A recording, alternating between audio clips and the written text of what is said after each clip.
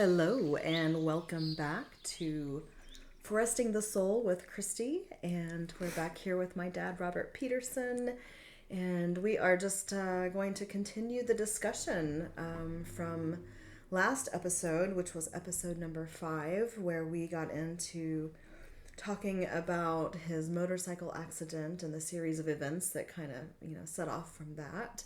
And for those of you who are just joining us and this is your first episode, just a quick little recap. Dad and I have been recording this podcast in an effort to help effectively and efficiently write his book, which is This Is Not Who I Am, Journey from 3D to 5D by Robert Peterson. Yeah. Yeah, hi, Dad. Hi, Christy. So, before we get into this episode, it's going to be could be an intense one. For those of you who joined us with the last episode, we kind of ended on, or if you're, immediately beginning this episode from last, that we were talking about Dad's journey getting to the other side of his addiction and the addiction and the issues that brought him to feeling like it was necessary to hold a gun to his head. And so this episode is titled What's Your Trigger?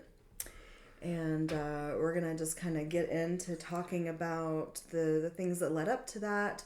But before we do, and I'm going to say this again at the end of the episode, but if you are struggling with any thoughts of taking your own life, if you have gotten to a point where you feel like you just cannot handle it anymore and you don't know what to do, there is a hotline simply by picking up your phone and dialing 988. And that is the suicide hotline. And there are a lot of resources there, including people to talk with.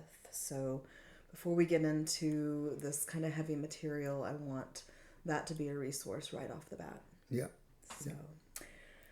So Dad, do you want to share what, dealing with chronic pain, medication, the aftermath of having auto accidents, after having the motorcycle accident, like so much had happened, Yeah, I had 5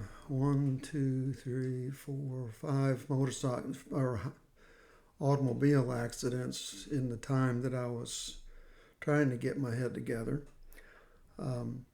I did have one more back surgery right before all of this started, but I was going down the road and it was snowy and this car was coming towards me sideways down the road, and I had no choice but to hit her. And that was the first one. I was sober then, but then that kind of started a release of several accidents, which I do associate with alcohol, drugs, sleeping pills, the whole works.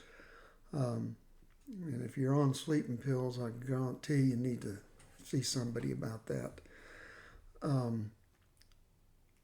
But anyway, I was pretty toasted on alcohol, on opioids, and I had taken a Ambien, which is a sleeping pill. Yeah. And of all places, I was going up to the gas station to get some more alcohol. And I was coming down on the stop sign at a T, and I just went right through it. I woke up out in the field, and just a couple of minutes later, my wife, who would be turning on that road, made it to there. And so if it would have all happened just a few minutes later, I could have sideswiped or T-boned my wife. But a few years later, I ended up having another wreck on that same spot, same thing, same symptoms, everything's the same. And I just found myself going down this road where enough is not enough.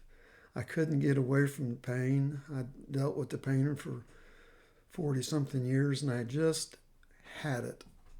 And I drank myself into a blackout. If anybody doesn't know anything about a blackout, you can actually, after you've been drinking for a while, you can actually drink yourself to a blackout condition, but yet still be moving and doing things, but you don't even know what you're doing and moving. So that's where I was. Whenever I blacked out, I thought I was on the bed going to sleep, but I woke up on a gurney. I had apparently gotten up and tried to shoot myself in the head. My wife pulled the gun down away from my head, and I started scurrying around inside there. I had a knife that a friend gave me. I was going to slit my throat. I had enough at that point. And when I woke up on the gurney, it was like coming in the middle of a movie, and it's like, whoa, what the heck's going on, you know? Mm-hmm. And well, they brought me to Mercy Hospital, and after I quote unquote dried out, they took me over to the Marion Center. Now that's really where everything started to click for me. I'm in this facility that they check your rooms every 15 minutes to make sure you're in the bed at night, even in the daytime if it's appropriate. Mm-hmm. And because it's a boys and girls place, you know, men and women both. Right. So they want to make sure that, you know, nothing's There's fraternized. No hanky-panky going There's on. no hanky-panky going on because people are in there for all kinds of things. That's right. That's right. There was one fellow in there. You gotta understand where my mentality was. There's nothing wrong with me. I'm fine. But yet, I'm introduced to this one guy that's got hand lotion, and he's wiping his head down with hand lotion. It looks almost like foam for shaving his head because he's got so much on there. And he goes, "I found out you can put lotion on your head and grow more hair." It's okay, I got it. Okay. And so comparatively to the other patients, I felt like they were sick, and there was nothing wrong with me. Right. And then the more I looked at them, the more I talked with them. I'm like a butterfly. I like to meet people, and I met that's where I get it. Several people down there, and I got to seeing that.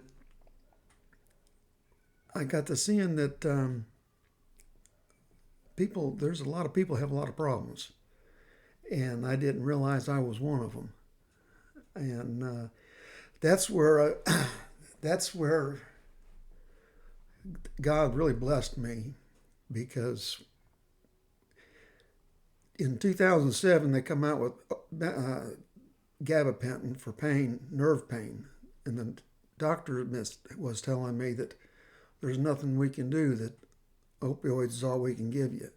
At the pain management center when you were going there, right? Yeah. Okay. So this is way before you ended up I'm sorry for bringing it back, but no, it's okay. It's they're all good questions, because there's also just kind of leading up to this too. So so you had been to the pain management clinic, and they just prescribed you opioids, said there's nothing else for you. Yeah. Yep. This was and then when I got in front of the psychiatrist to find out why I tried to commit suicide, and I explained to him what was going on, he says, "Well, how much gabapentin are you taking?" I said, "Gaba who?" Right. And then that's when I found out gabapentin was out there on the market for what I have. And it had been for how many years at that point? At that point, it had been 13 years. Yep. Okay. So, but let's back up though, because wasn't it like around 9 or 10 years prior to that? Yes. Or not prior to that, but... Yeah, it would be prior to that. You lost your job. No, it would be after. So 13 years ago, you were in pain management clinic. Until they're giving you all, kind of pumping you full of opioids. And then like 4 years later. 2012 is when I lost my job. Okay. I would. What had happened was the government stepped in and said, you can only have this amount of opioids. And I was already exceeding that. So they started cutting it back. And as they cut it back, I started subsidizing with alcohol. And that's when everything started like a toilet bowl. I started rolling downhill. I had drank so much that whenever I went to work the next morning, you could smell it on my breath, and they actually tested me, and I tested positive for alcohol, even though it was that night that I drank. But I had drank so much, and that's when I lost my job, and that was the beginning of the end, I guess you might say. Beginning of the end of my yang. Right. Yeah. Destruction period. Destruction period. Yep. Yeah. Yep. The catabolic period. Yes. Yes. Yeah. Yeah, because you're basically, you've got all of this day to day, what were you doing? I mean, so you've lost your job, what were you doing at that point? Just watching TV and drinking. That's right. Watching TV and drinking. No quality of life. No quality of life. And this is before gabapentin. It's before gabapentin. Yep. Okay. Pain management clinic, you're going regularly, but they're not altering your meds. They're not like trying to look and see what's going on new in the market for dealing with your situation. They're just pumping you full of opioids. Sending me over the hill. And how did you cope emotionally? You didn't. You just kept going down. Just kept drinking more. So what was the trigger? What was the catalyst? I mean, or was it the job loss that completely affected your sense of identity and self-worth? Like, how did that, did it change the way you viewed yourself and your role, or were you just buried in pain? It was a combination of everything. Yeah. But it was the fact that if I look forward, I could see nothing but pain. Mm-hmm. And no hope. No hope, just pain. And I just pretty much had it. Yeah. Just couldn't go any further. Yeah. So looking back, can you pinpoint how your relationship with alcohol and, the pain meds evolved? Like, was it a gradual shift, or was it something that you became immediately aware of? And did that take place after the incident with the gun, would you say? No, that was before the incident with the gun. Okay. I had gotten to the point where, like I said, that the federal government says you can only have this much opioids. Right. Well, I was way over the top of that, so they cut me way back. Well, as they cut me back, I started drinking more. And the combination of the opioids and the alcohol, and the gabapentin, because opioids actually up you. So I was trying to drink to get down, and that's just a depressant is all it is. And then I turn around and take an Ambien. But you weren't on gabapentin yet? No. Okay. I thought you said gabapentin just now. You meant Ambien. I meant Ambien if Okay. I did say gabapentin. Yeah, okay. But Ambien is almost as bad, I'd say, as your opioids, and that's just what you might call just a sleeping pill. But if you take it too late at night, 11, 12 o'clock at night, next morning you're going to be driving down the road before you know it. You don't even realize you're on the road. Wow. It was pretty wicked stuff. That's crazy. Was there something specific that led up to the moment that you got so drunk and blacked out that you decided, you unconsciously really decided to put a gun to your head? And then I don't know. You don't know if there was a real major trigger. It happened unconsciously. There are certain people who believe that, spirits, Yeah. when you drink spirits and you drink enough spirits, which is heavy liquor, Yeah. that and you black out, then you open up yourself to all the possibilities of other energies and entities that can take over your body. And, I can see that. you know, so who knows? I mean, who knows what happened once you were blacked out that caused you, you know, to want to do that. Good point. But you did. And so you wake up on a gurney, you're in the Marion Center, you realize that now from the Marion Center that now there's this drug called gabapentin Yeah. that you could have found out about maybe 13 years prior. Didn't. But here you are, tools in your tool belt with this gabapentin, right? Yeah. So you've got that, and they're starting to wean you off of the opioids. Yeah. And take them completely away, correct? Yeah, sure enough. And at that point, you also chose to stop. Is that when you quit drinking cold turkey? Yes. So the last time, okay. And then, yeah. So what was the catalyst, would you say? What was the catalyst was seeing what I didn't want to become. You know, everybody's got challenges. Yeah. Everybody's got challenges. But there in the Marion Center, I could visually see most of their challenges. There's a young man named James, lived out on the street, and he squatted down, and his legs were no bigger than my arm, you know, and it's just, you know, you could see all that, and it's like, I don't want to go there. I don't want to go there. Humbling experience. It's a very humbling. And I have, it's nothing. Everybody's got challenges. Yep. Everybody's got challenges, and we need to recognize that. But the point is, I could fix my challenge. All I have to do is want to. Once you recognize your challenge and you get your want to together, then you can start making things happen. And I was at the outpatients at the Marion Center, or Murray Center, for 6 months. And while I was there, I was staying in a motor coach, in a trailer. And being there, I had nothing to do. I mean, there was nothing to do. And I picked up a book, The Four Agreements, from my daughter, John Louise McGill, and Ruiz, and I started reading it, and it just made sense. It just made too much sense. And I started pursuing it more, started reading some other books, a lot of different books.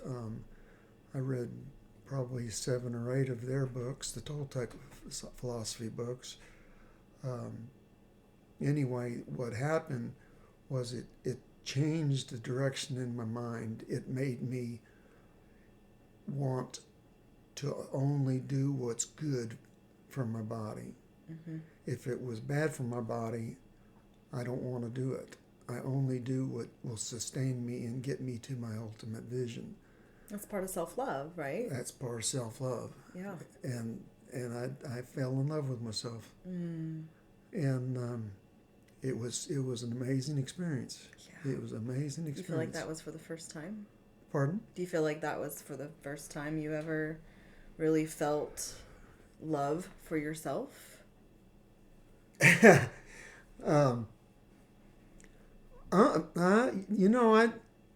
the first time I felt that much. Yeah. Let's just say maybe that. like acceptance, like love and acceptance. Yeah. This is where I am. All right. Scratch a line in the sand and start over. Right. Stop punishing yourself for the punishing years myself. and years of whatever decisions that were made. It's time to move forward. Humans are the only ones that'll punish themselves thousands of times for one mistake. That's one of my most favorite parts of that book.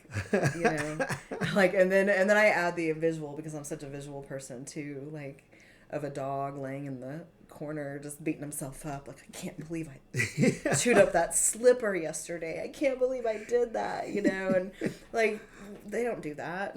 Yeah. They don't care that they chewed up your shoe or your couch Yeah. the day prior, they just really don't. They don't punish themselves over and over and over again like we humans do. Yeah. And he gets into one of his other books that really torqued my little brain, I guess you might say, where he talks about people that are actually addicted to suffering. Addicted to suffering. Well, how can you be addicted to suffering? Well, whenever you're suffering, you're getting cortisol rushes, and you're getting all of this going on through your veins, and your body's all pumped up like you just got through drinking 3 cups of coffee, and now you're fixed. Now you feel good. Yeah. It's a hit. It's a hit. It's a hit. It's a chemical reaction, which is, drugs and alcohol and all kinds of things, sex, scrolling Facebook, hit of dopamine. Yep. There's that's such a beautiful awareness, because that book also helped me see where I was in the same boat. Yeah. It's, make drama for yourself just for the sake of making drama so that you can get that, like, why do we watch drama shows on TV? Why do you think? Yeah. Exactly. What is it? The old school soap operas and stuff, were so popular. Because tweak your emotions. Yeah, get your emotions going. Get you, what's going to happen next. Your body is emotions and matter, and the emotions gives your body all kinds of different endorphins and kephalins and things. Yeah, it's important to be able to keep them, have awareness and be able to like sit outside of your emotions and observe them. Yeah. Instead of allowing them to totally take you off. Off kilter and react, instead of respond. Yeah. Well, so is that when you really felt like you saw like a way forward? Your shift toward total recovery? That's when I found hope. Okay. That's when I found hope. I'm not, for anybody that goes to church, I'm not down in church, as I'm not down in you, but I found out that there is religion and there's spirituality. And I never understood that. I always looked at religion as spiritual, but it's not. Religion is religion. You do the same thing every time, go to the same church every time. Now, if that's what trips your trigger, if that's what trips your trigger, then so be it. But I always got lost whenever they started talking about spirits, thousands of spirits. Well, where do all these spirits come from, And then I got to realizing what spirit is. And whenever you see a dog jumping in, kind of like Opie, okay, that dog's got a spirit of fun, gratitude, happiness. And I didn't realize that there was so many. It's energy. It's energy. I've recently been, this is kind of a fun little segue. I'm listening to the book, The Secret Life of Plants. I am too. Are you? Yes. So you are? I am. Mind-blowing, It right? is. It is. Because it's almost like these experiments that they have been doing for years that just have not gotten a lot of attention, to be honest. Yeah. It basically essentially proves that energy, that transference, that thought transference, that awareness. That's true. That's absolutely true. Through plants. Yeah. Hooking electrodes up to plants and monitoring. So if you guys haven't checked that book out, I highly, highly recommend it. I'm currently going through the holistic lifestyle coaching course with Paul Chek, his program, which has been mind-blowing. And that's one of the books that he recommends. Is that right? That's how I found out about it. The Secret Life of Plants. I've heard there's a documentary about it, actually, if you can watch. But then there's also this book. And so I have a lot of ideas that have come to me from that, and things that I can do just to teach people through the use of plants and explaining all of this scientific research how they can maybe become more in tune with their own bodies by way of caring for and cultivating a relationship with a plant. Yeah. So, but yeah, it's just energy, you know. So you've got spirituality. You know, you've started to realize that you understand spirituality. Yeah. Exactly. Yeah. And so I twisted my spirit such that I only do what's good for my body. Well, alcohol's not really good for your body. It's if you do it in moderation, it's probably not really that bad for your body. But for me, it's bad for me. It's not good for my body, so I don't drink alcohol. It's just that simple. Why why would you do something that hurts you? You know, why would you do something that hurts you when you could do something that can help you? Right. That's the But biggest. if you're not addicted to suffering. Yeah, exactly. Yeah. So what steps, I mean, were there some specific steps or some realizations that helped you start to regain the stability after reading this book and seeing things differently? Yeah, I just like the Marion Center down at the Murray Center. It's outpatient, and I got to seeing that I could be positive and smile and remember people's names, and people remembered me, and people paid attention to me, and all I was doing is paying attention to them. Yeah. Genuinely. I mean, genuinely. Right. And I noticed people took a notice in me. You started to feel seen. Yeah, I'm starting to feel seen. Yeah. And it was all through that self-love.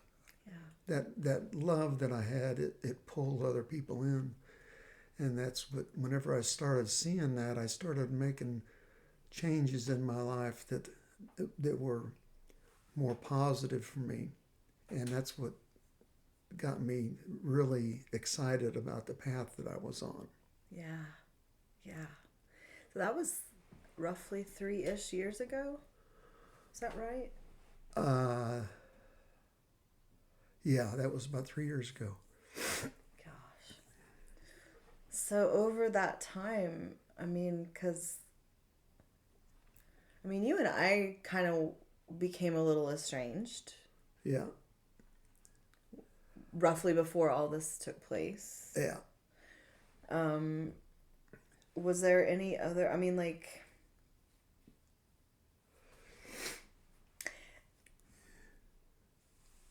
did you create distance, I guess?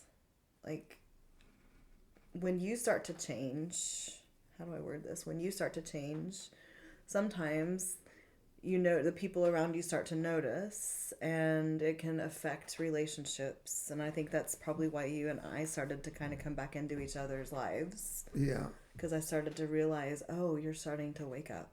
Yeah. You're starting to see things from all these other perspectives that and you start talking. I started saying things that people didn't understand. Yeah.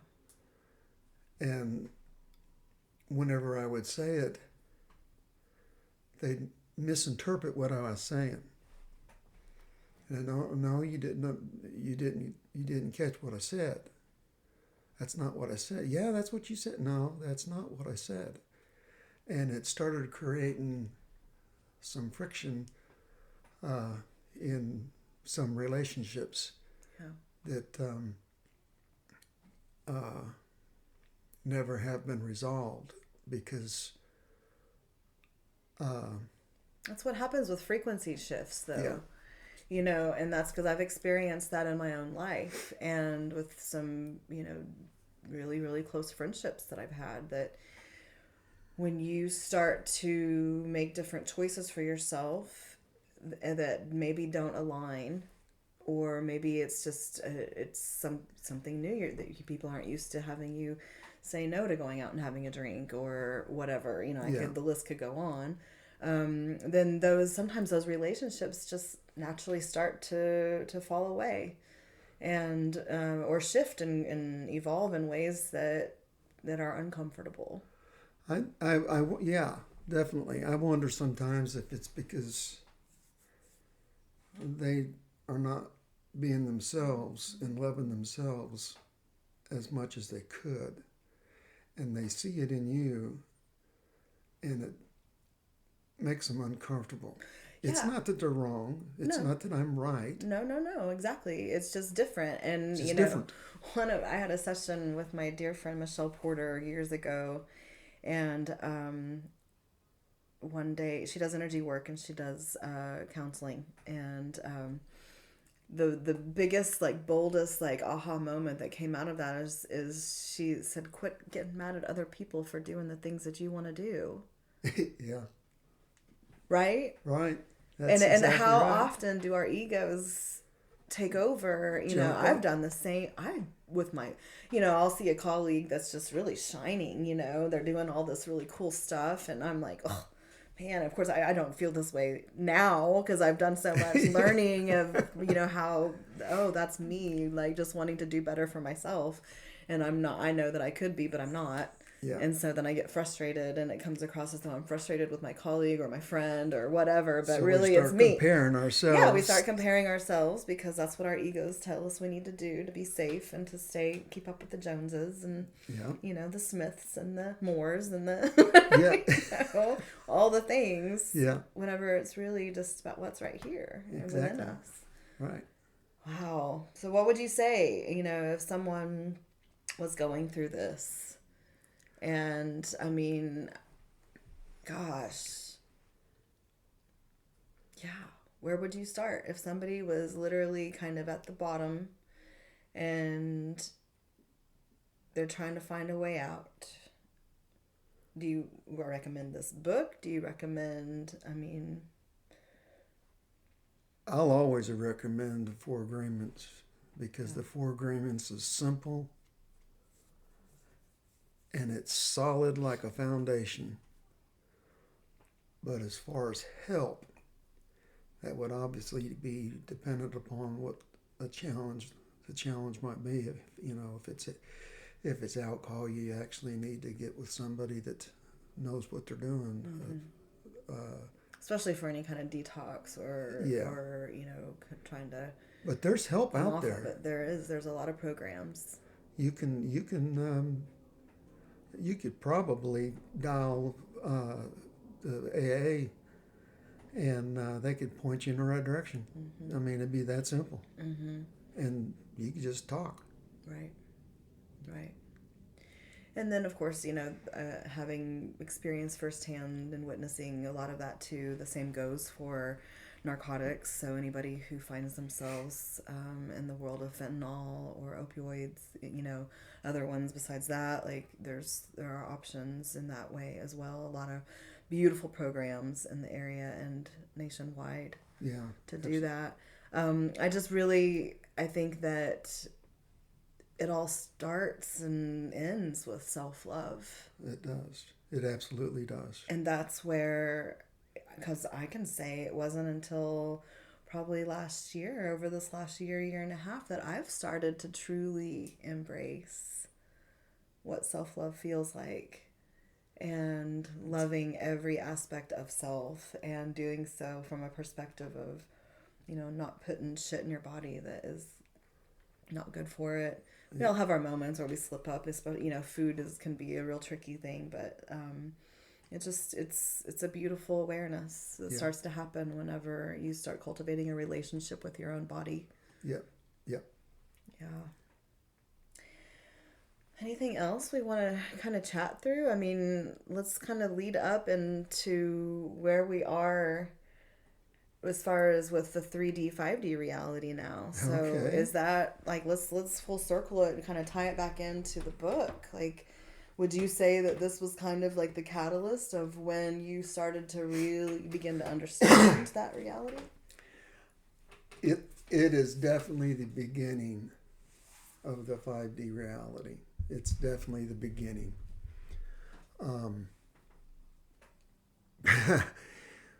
because I didn't know the difference between a spirit, soul, and body. I didn't know didn't know the difference between any of that stuff really. Mind, spirit, body, mind, soul, body. Yeah. And I didn't Yeah. understand any of that. Right. And I've been going to church for years. So whenever I started to get into meditation, what's your meditation tactic? Like, what's your method? the one that I used for what I was just fixing to talk about was getting rid of the parasites. A parasite is something that lives on something else and doesn't give anything in return. Well, if you think about it, that's exactly what's happened whenever your mind says, "Oh, I'm too fat. Oh, I'm too skinny. I'm too tall. I'm too short. I'm too this. I'm too that." Whenever you get like that, and those voices are coming in your head, you've got to try and shut them down a little bit just to make it through your day. Yep. But what happens if you can shut the switch off on all of them at one time? That's what meditation that I got into. And I meditated with the exception of whenever I had to go to my outpatient for recovery, I would meditate constantly. And what I would do is I would put a blank black page in front of me, and I would close my eyes, and every time a thought would come into my mind, I would start over. And as I continued that, and I started over many, many, many times. Just visualizing a black piece of paper. Yeah, just visualizing the black piece of paper, and when a thought, a parasite, comes into my mind, I'm trying to keep my mind on a black background. Mm-hmm. But the parasite comes inside and starts to talk. But what if it's not necessarily a parasite? What if it's just kind of like, hey, remember that thing you wanted to do tomorrow? And it distracts you. Did you want to think about that right then? Oh. Well, okay. So you're defining parasite anything that's distracting you. It's anything that's distracting you. Okay, got it. And anything that does not support you. If you have a thought that is, what happens is this. What happens is all of them parasites shut up. And you got a clean mind. Your mind is completely clear. You don't ever think about anything. If you do, you start shutting it down right away because you are good at that now. Well, then what you do is whenever you start to get a thought, you compare it to the Spirit of God. Is this something that's going to help somebody without any love on my part? In other words, conditional love. That's most probably the Spirit of God. Do it. But if it's something that is distracting and it's not giving back, then you shut it down. Now, I've started a few months ago, visualizing things and getting more results. But what I did after I got through reading the Four Agreements and a couple other books, I started looking for the 5D realm. And whenever I started looking for the 5D realm, first of all, I didn't know it was there. And second of all, it was months later whenever I finally entered into the 5D realm and I saw visions. And the visions were just profound. How would you describe 5D? Like an analogy for listeners who maybe have no concept. 4D is time. There's 3 dimensions: width, depth, height. That's 3D. Then you got the 4D. Fourth dimension is time. In the fifth dimension, time doesn't exist, and neither does the 3D. You're in the fifth dimension. The fifth dimension is a compendium of information. It's just, when you get there, you start seeing all kinds of possibilities. Like the Matrix? Like the Matrix, similar, yeah. Okay. You start to see all kinds of potentials. If all you have to do is think about something, and it takes off and goes so far in front of you that you can't even hardly see the end of it. It's like, holy crap, that's big. That could happen. It's like being attached to the universe. That's the best way I can say it. You find out that the quantum physics that Dr. Joe Dispenza talks about in his book, How to Break the Habit of Being Yourself, and he talks about the subatomic. We're talking about pieces of matter, but that is also energy that's smaller than an atom, and the direction it moves is based on somebody looking at it. And that changes everything. Everything in the world can be done if somebody can just figure it out. It's like universe seeing itself. Yeah. Yeah. Well, it also ties to intent. In what? Intent, right? Yeah. Putting, what your intent is. And I think that has to do with, like, whenever I've also heard people talk about, like, ways to meditate, and if thoughts come in, like, thank that thought for coming in and then just watch it float away. There's 15,000 ways to meditate. Yeah, there are. And I, because I have the monkey mind that just jibber jabbers to me, oh yeah, I remember you didn't do that. You better write that down, and then I'm like, catch myself opening my eyes and peeking over and writing on my notepad because something, reminded me. There are so many, and I don't believe that there's any right or wrong way. It's what works for, each individual. But the biggest thing is being able to control those thoughts or try to, that are not good, or that are not, that aren't good for you. Control the flesh. And I like what feels heavy and what feels light. So, like, if it's something that is godly or from God, that's probably going to have a more light feeling. Whereas if it's something that's maybe more ego and kind of darker, that's going to feel a little heavier in the body. Yeah. Yeah. So, okay. Wow. So you start to have a better understanding of 5D reality.